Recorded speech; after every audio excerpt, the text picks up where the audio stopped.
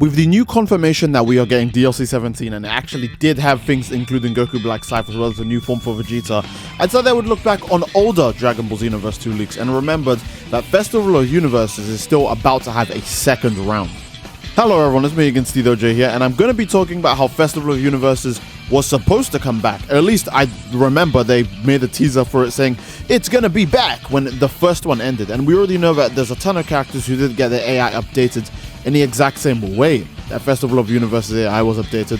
So without further ado, I'm going to talk about the new characters and the new moves potentially we could be seeing, because hey, if Goku Black's Crimson Edge Cypher leak happens to actually be what was happening in the next DLC, Festival of Universes leak is most likely going to come with this DLC or after this DLC. Now let me go over what the first Festival of Universes I guess did for Dragon Ball Xenoverse 2. Not only was it a huge event that actually got a ton of players back into the game, since it was promoting a ton of rewards such as Super Souls outfits, colorable outfits, outfits of characters we've never had before. It just did a lot for what custom characters could get in Xenoverse 2 in terms of items and Super Souls. So it's good alone for that. But then also the big part of Festival of Universes I think most people care for is the new super attacks for the mentor characters. Now we got a ton the first time around, and it seems like we're getting a similar amount in the second Festival of Universes. The first Festival of Universes gave us a bunch of redone moves, some moves that have extended parts, moves that even have like just entirely different features altogether, moves that are even easier versions to connect on the original, and some attacks are entirely different, such as Hit's Flash Fist Crush, which is basically just I guess a glorified counter, but it's also so overpowered it can actually permanently freeze the enemy, and that is pretty ridiculous. But I think the move that most people are excited for when they think of Festival of Universes moves is Gogeta's actual like movie accurate Stardust Breaker, or I guess his God Blaster into Stardust Breaker.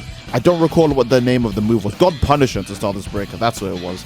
The movie accurate version of that is probably everyone's favorite Festival of Universes move by far. The Super Spirit Bomb from Goku is cool, the anime accurate one. However, they didn't actually change. The Super Spirit Bomb has a very slow start.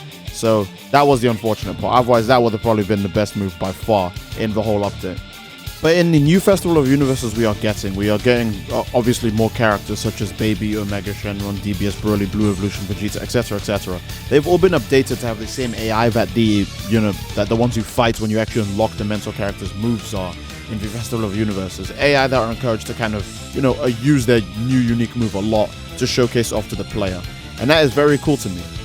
The most important part about this is that, again, it's just the AI, so it's not guaranteed that all of these characters will actually get, new moves, but it is heavily suggested and heavily implied. However, there's more evidence for this than there was for the Crimson, Rose, Scythe, and Breakers being something that would lead to a Xenoverse 2 DLC, and it did actually lead to a Xenoverse 2 DLC, so that was shocking.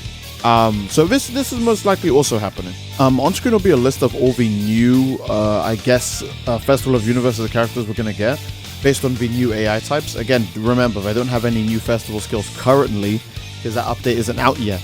When the update does come out, most likely all of these characters are getting touched. I think some of the ones that make it very obvious that are going to have festival skills are DBS Broly, because they did update DBS Gogeta, so updating the guy, the only guy he fights, that makes sense, There are a few other ones that don't really make sense, but it's very on brand with Dimps. A Hit is getting another festival. Rather than for his base form, it's for his awoken form. So most likely it will be a new time skip move. Like maybe it's a different kind of time skip Molotov, something that's a bit more anime accurate, or a bit kind of like Dragon Ball FighterZ where he spins around you while he does it, right? And then ends you off with the last punch. Xenoverse has referenced other Dragon Ball games a lot for a certain thing, so I wouldn't be surprised if they did that. And this list honestly makes me curious of which characters may or may not be relevant to the DLC. Because the Festival of Universes, I do believe when it came out by itself alongside Ultra Instinct. I don't recall it, Ultra Instinct and all that being in a paid DLC. That was a free update. So obviously there was not really anything to compare it to that time, or it didn't really lead or tease to any parts of the story going on.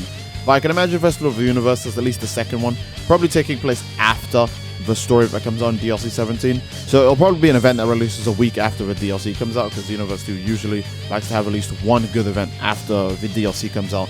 And Festival of Universes is a 9-week event, so that could make the DLC's relevancy last 10 whole weeks. which is pretty goddamn cool.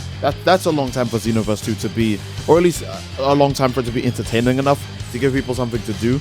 Cross Versus was a new game mode that they introduced when they updated the last Festival of Universes, and Cross Versus is extremely fun. However, I will say that there are some parts of it that don't make a lot of sense, so maybe hopefully when Festival of Universes 2 comes out, they can readjust Cross Versus to be a bit more of a reasonable game mode to play. Maybe they could even update it or add different maps to it or add different bosses to it, because Festival of Universes was really crushing. In fact, they might even make an entire new game mode altogether with the second Festival of Universes. Not to mention change some of the requirements, like asking people to play PvP in Xenoverse 2 for rewards. That is funny. That is very funny. That's like saying that you'll give someone a treat if they walk across burning coals. Like, it's, yeah, you'll get the reward maybe, but maybe the reward isn't actually worth going through any of that. Which, I don't know, it was just really funny that they would ask people to play PvP for this game when they didn't fix the netcode for this one.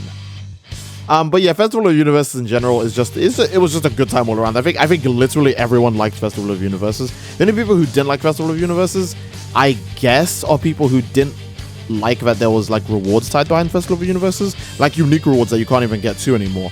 A good example is like, I think a colorable version of Piccolo's clothes, Goku's clothes, King Kai's clothes, etc., etc. A bunch of those were actually rewards in Festival of Universes that I do believe you cannot get anymore. As well as, I think one of the best Super Souls in the game, which is a Super Soul that when your enemy gets to 80% key or higher, you start regenerating health and stamina, which is very, very broken.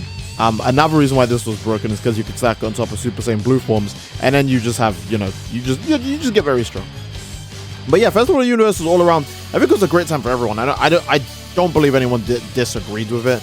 I think another major gripe people had the Festival of Universes is that festival characters did not have their unique moves on custom mentor slots. Now, I can understand that being broken, but Xenoverse has never cared about balance, so we know that's not the real reason. I think they just didn't think of that at the time, and maybe with the second Festival of Universes, they'll update custom mentors to have those moves, and maybe even custom characters to have those moves, because custom characters, oh my goodness, Gogeta's ultimate, his new Stardust Breaker, is so, like, good, but, like, it's bad on him, because he doesn't have stamina breaks. And that move can only work in a stamina break. I'm not kidding. That move literally cannot connect on someone outside of a stamina break. And if you do it outside of a stamina break, they'll just get all of their stamina back anyways. So it's like, it's your choice if you want to do that. But most likely it wouldn't help to do that. So yeah, really custom characters actually benefit so much more from certain moves being there. Another good example is Jiren's Infinity Rush is a really, really goddamn good move, and that would help female Saiyans a lot.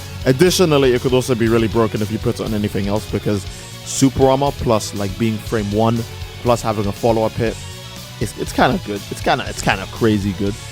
Either way, I think this is a pretty good place to end the video, guys. Again, let me know what you think about the Festival of Universes Round 2. We're most likely definitely getting it, because we still have the updates to the AI, not to mention if the Scythe leaks were true, then these leaks are also true since, yeah. That would be it. I do hope you guys enjoyed. If you enjoyed, once again, please leave a like on the video. Don't forget to subscribe to greatly support the channel. And leave a comment down below as to what you'd like to see next. Love you all. I hope you enjoyed, and I will see you all next time, fellas. Take care and peace.